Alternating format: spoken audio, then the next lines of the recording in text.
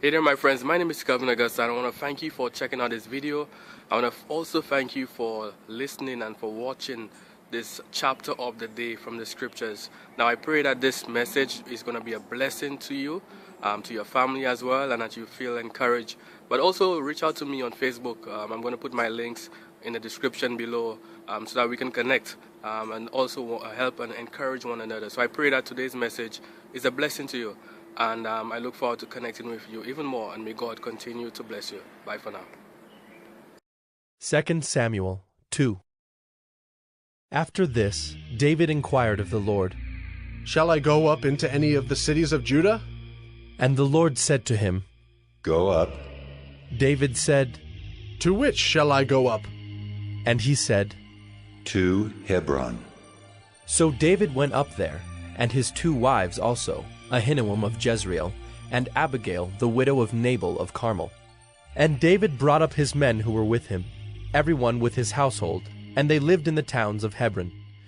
And the men of Judah came, and there they anointed David king over the house of Judah.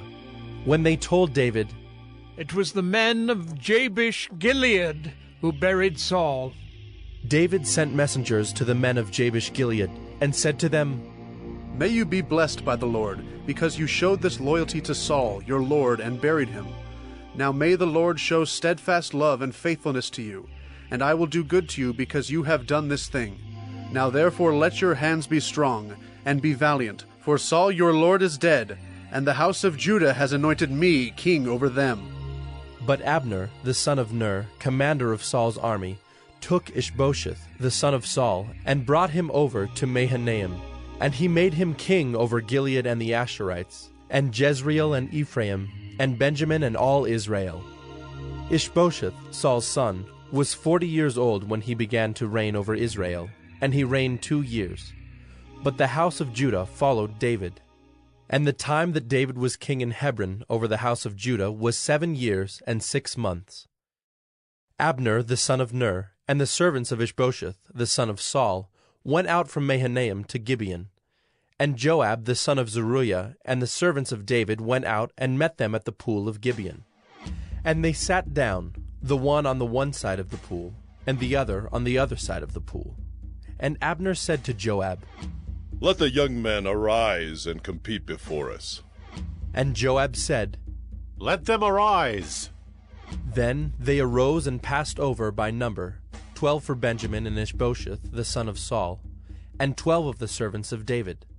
And each caught his opponent by the head, and thrust his sword in his opponent's side, so they fell down together.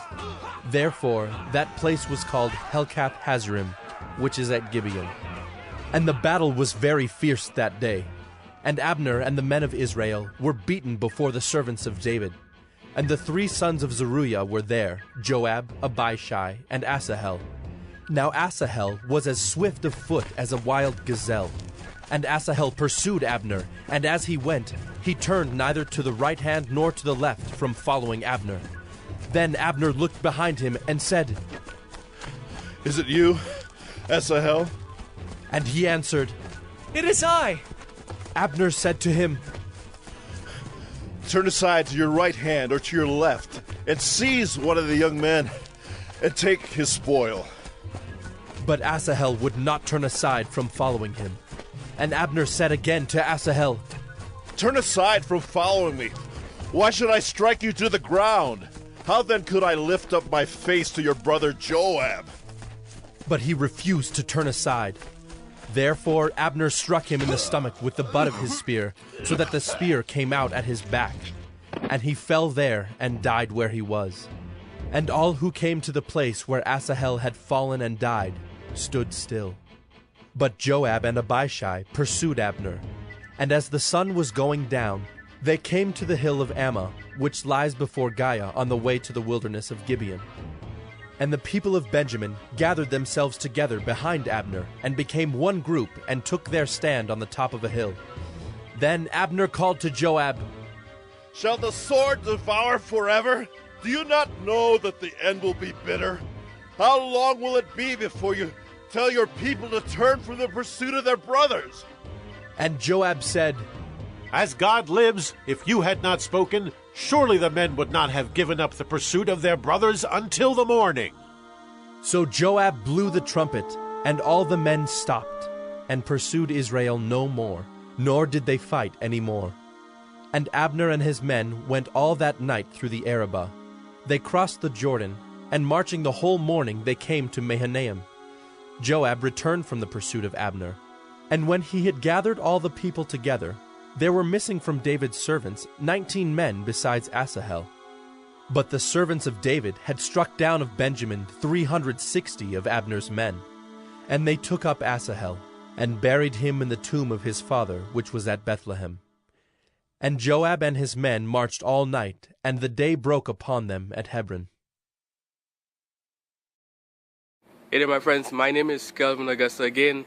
Thank you for checking out this episode of 1 Minute Bible Study. Here, the goal is to really share some word of encouragement, share the scriptures, share something from the Bible to inspire us to live godly lives, to get closer to Christ, to connect with God. So again, if you have any questions, issues, quarrels, comments, recommendations, or you just want to reach out, I'm going to put my links to Facebook, my personal profile. I will look forward to connecting with you, to help and encourage one another, and to share in any way that we can be a blessing to one another. So again, feel free to connect with me below.